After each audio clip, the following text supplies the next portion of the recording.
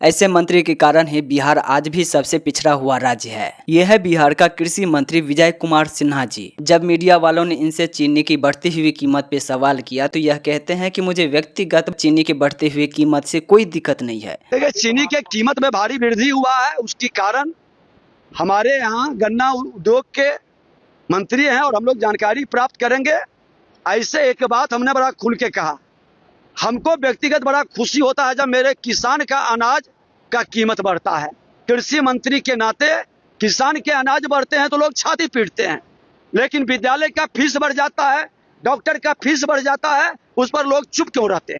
और यह बात बिल्कुल सच भी है। यह तो मंत्री जी है, इन्हें किस बात का दिक्कत होना चाहिए।